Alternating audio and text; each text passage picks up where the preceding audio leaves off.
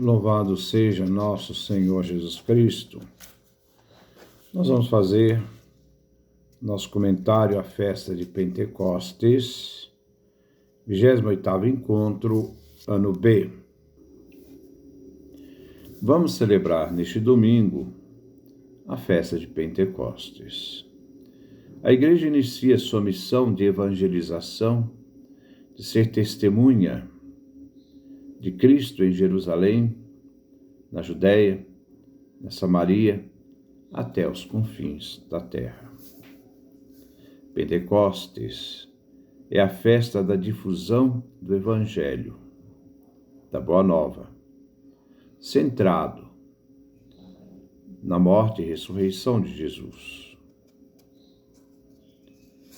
Isto é, este Evangelho que é assistido pela ação do Espírito Santo, que adianta os discípulos na missão. Alguns comentadores dizem que o Evangelho de Lucas deveria ser chamado de Evangelho do Espírito Santo, pois neste Evangelho o Espírito Santo sempre adianta as ações de Jesus, como também de outros personagens. Também o livro dos Atos dos Apóstolos devia ser chamado de Atos do Espírito Santo, porque o Espírito Santo também sempre está adiantando as missões dos apóstolos e diáconos. Ele está sempre à frente. É neste contexto da ação do Espírito Santo na Igreja e sua história que vai da ascensão de Jesus à sua volta, que o Espírito ajuda a Igreja a cumprir sua missão. O Espírito Santo é a terceira pessoa divina, Deus mesmo, como diz no Credo Niceno-Constantinopolitano. Creio no Espírito Santo, Senhor, Kyrion, que dá a vida, procede do Pai e do Filho, e com o Pai e o Filho é adorado e glorificado, reconhecendo a sua divindade. Ele que falou pelos profetas. A antífona de entrada é tirada do livro da Sabedoria, capítulo 1, versículo 7. O Espírito do Senhor encheu a terra inteira. Ele que abrange todo o universo, conhece também cada palavra. Aleluia. É com alegria que a comunidade cristã se reúne, sustentada pelo Espírito, esse Espírito do Senhor, que adianta a toda ação e vida cristã, a fim de que possamos manter a fidelidade a Jesus e ao Pai. Este Espírito não se limita ao ser humano. É o mesmo Espírito que cobriu os abismos antes de Deus por ordem no universo. Livro do Gênesis, capítulo 1. É o Espírito que tudo penetra e está presente em todo o mundo, conhecido e habitado pelos seres humanos. É o Espírito que mantém o universo coeso, lhe dá consistência e unidade. A primeira leitura é tirada do livro dos Atos dos Apóstolos, capítulo 2, do versículo de 1 a 11. A descida do Espírito Santo sobre os apóstolos, discípulos, as mulheres, Maria, estavam no cenáculo em oração, esperando a realização da promessa do Espírito Santo que desceria sobre eles, fazendo com que recebessem forças do alto para que se tornassem testemunhas de Jesus em Jerusalém, na Judéia, Samaria, até os confins da terra. Atos capítulo 1, versículo 8. Eles não deveriam se afastar de Jerusalém, na expectativa da promessa do Pai. Atos capítulo 1, versículo 4. A manifestação do Espírito vem descrita como línguas como de fogo. Língua expressa comunicação para anúncio do Evangelho. E essa língua de fogo desceu sobre todos aqueles que estavam no cenáculo. Eles ficam plenos, transbordantes do Espírito Santo e falam outras línguas. A palavra língua aqui no grego glota. Daí em português, por exemplo, a palavra poliglota. Polio, que fala muitas, glota, línguas. Se refere a línguas faladas pelos povos, como veremos no próprio texto.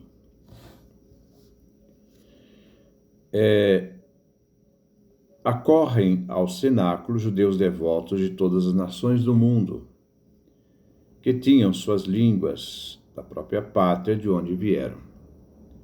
A multidão espantada viam que eles eram galileus, que falavam, então, línguas. Essas línguas eram entendidas por eles, era a língua das suas localidades. Os apóstolos falavam a língua falada pelos partos, a língua falada pelos medos, a língua dos elemitas, a língua dos habitantes da Mesopotâmia, a língua dos habitantes da Judéia, os habitantes da Capadócia, do Ponto, da Ásia, da Frígia, da Panfilha, do Egito, da Líbia e dos romanos o latim. Então, eles falavam línguas que cada povo falava. Como ali tinha gente de todo mundo, e eles acorrem ao cenáculo, eles vão ver, então, os discípulos, os apóstolos, falando as línguas do próprio país de cada um deles. Os apóstolos falavam o idioma, a língua deles. O texto quer comunicar algumas realidades. Primeiro, na Torre de Babel, reflete que a humanidade falava uma língua só. Em razão da pretensão de construir uma torre que chegasse até o céu, Javé então fez confundir a língua deles, para que um não entenda mais o outro. Gênesis capítulo 11, versículo de 1 a 7. A confusão das línguas. Agora, em Pentecostes, para o anúncio do Evangelho, o Espírito Santo é dado para unir os povos numa única língua, serem entendidos por todos, na língua de cada um. A linguagem do Evangelho, onde todos os povos venham a se conhecer e entender, no mistério da salvação. Segundo, o Pentecostes judeu, veio acrescentado mais tarde o Pentecoste pagão na casa de Cornélio, Atos capítulo 10, versículo 44 a 48. O Espírito Santo adianta e Pedro introduz os pagãos na igreja, formando mais só a igreja, como dirá Paulo, um único corpo, o corpo de Cristo, a igreja, formado de judeus e pagãos. Efésios capítulo 3, versículo de 1 a 13. Terceiro, a linguagem do Evangelho pela ação do Espírito Santo cria a unidade da igreja. Uma unidade no Espírito Santo, que a todos são chamados a viver numa única fé, professando a mesma fé. O salmo responsorial é o Salmo 103, 104. É o hino ao Deus Criador. É um salmo do período pós-exílio da Babilônia. O refrão é tirado do versículo 30. A vida não termina na morte. O salmista vê na ação de Deus, através da súplica do salmista, a superação da morte por meio da nova criação do Deus vivo, que está sempre em atividade. O sopro vital de Deus, recriador de tudo, porque onde Deus sopra, e quando Deus sopra, tudo é renovado. Sopro, do hebraico, ruah, do grego, pneuma, do latim, espíritos. A primeira estrofe é tirada dos versículos 1 e 24. O salmista é convidado a bendizer Javé Deus. O Senhor, maravilhado,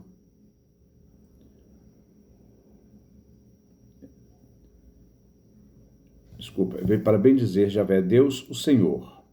O salmista está maravilhado com a grandeza divina de seu ato criador, e que, como criador, na variedade enche a terra de criaturas, essas criaturas criadas pelo próprio Deus. A segunda estrofe, tirada dos versículos 29 e 30. O sopro divino dá vida a toda criatura. Essa criatura que vem sustentada pela respiração divina. Os seres, ao perder este sopro, se forem tirados esse sopro, eles morrem. Não se sustentam, voltam a pó. É somente o sopro divino que sustenta a criação.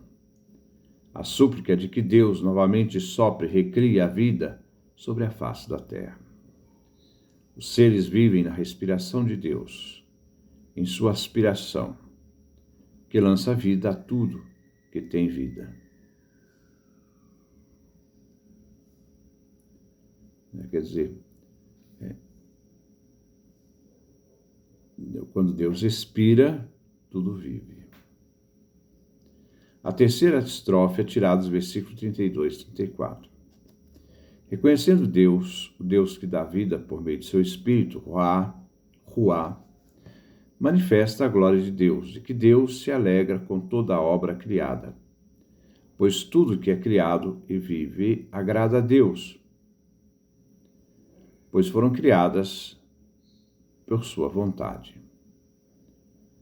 Que Deus possa se agradar do canto do salmista e louvar a ação criadora do próprio Deus, pois ao tudo, Deus é a alegria do salmista, que vive e contempla a obra divina.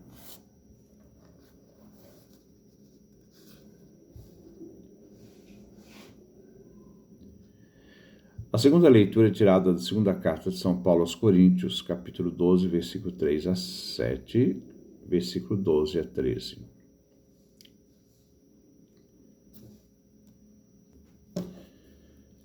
A ação da Trindade na vida da Igreja. A própria profissão de fé da Igreja diz: Jesus é o Senhor. Ela vem inspirada pela ação do Espírito Santo. Os dons são dados pelo Espírito, que mantém a unidade da Igreja. Muitos dons, mas o Espírito é único, uno. É o mesmo que age nos dons que cada um temos.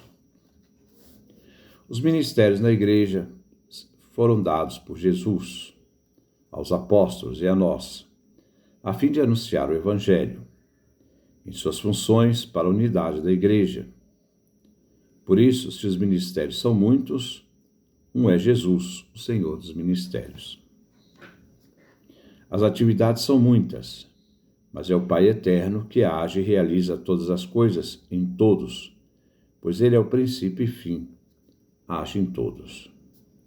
A Igreja é um corpo de Cristo, Cristo é a cabeça. A Igreja é formada na unidade de Cristo, seu corpo único, indivisível. Somos muitos membros, mas um só corpo. Não existe distinção. Todos, judeus e gregos, escravos e livres, recebemos o mesmo batismo. Temos o sacerdócio comum dos fiéis. Ninguém é mais do que ninguém. Nem papa, nem bispo, nem padres, nem o povo santo de Deus. Todos fomos batizados no único Espírito, inseridos no único corpo de Cristo. Participamos da mesma graça. E somos, então, saciados pelo único e mesmo Espírito Santo. O Evangelho veio tirado de São João, capítulo 20, versículos 19 a 23. Vou destacar alguns pontos. Primeiro, o crucificado é o ressuscitado. Não é outro, mas é o mesmo, que esteve na cruz e agora vive. E está no meio dos apóstolos. Depois dessas palavras, mostrou-lhes as mãos e o lado. Então os discípulos se alegraram por ver o Senhor. João capítulo 20, versículo 20. A alegria parte da certeza de que aquele que estava morto vive, está ressuscitado e traz as marcas da cruz como vencedor da morte.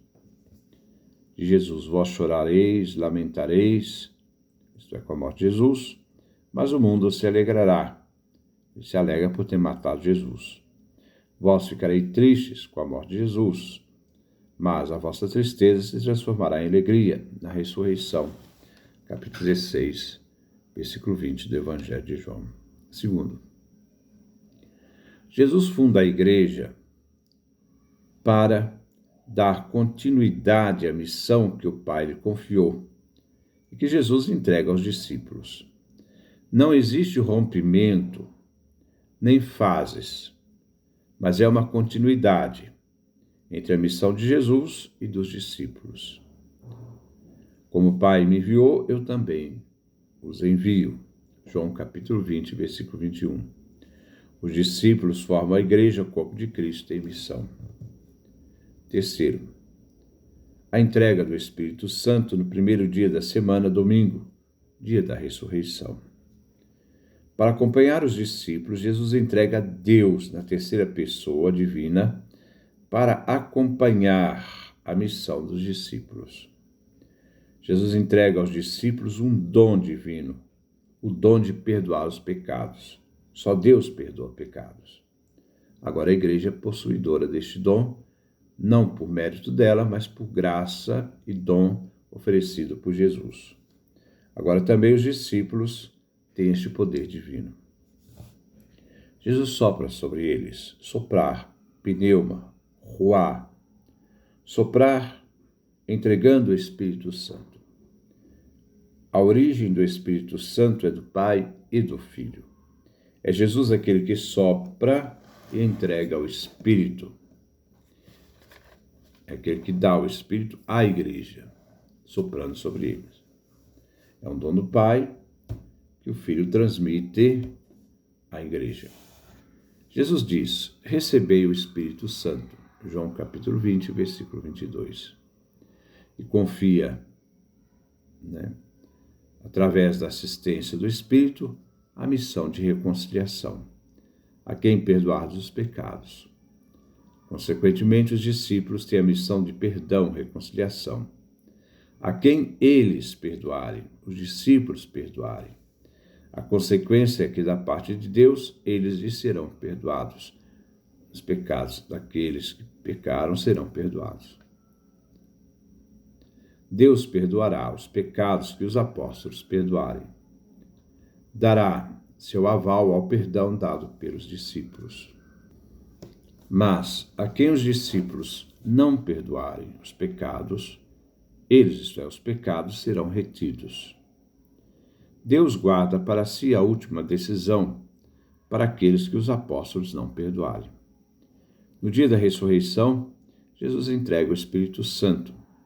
Em Pentecostes, a igreja abre as portas para anunciar o Evangelho a toda criatura, a começar em Jerusalém, Judeia, Samaria, até os confins da terra. Pentecostes é a difusão da igreja.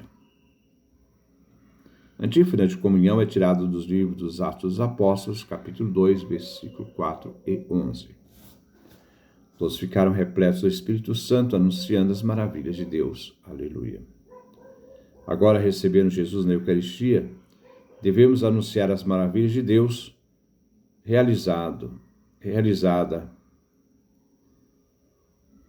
essas maravilhas realizadas por toda a humanidade. E cheios do Espírito Santo, possamos assim ser homens e mulheres novos, para a glória de Deus Pai, que nos salvou pelo seu Filho e nos confiou o seu Espírito. Quando Jesus, o Pai deu o Espírito, o Espírito procede do Pai, o Pai deu o Espírito, que foi transmitido por Jesus no dia da ressurreição aos apóstolos. Que Deus nos dê a sua graça, a sua bênção, sua face resplandeça sobre nós.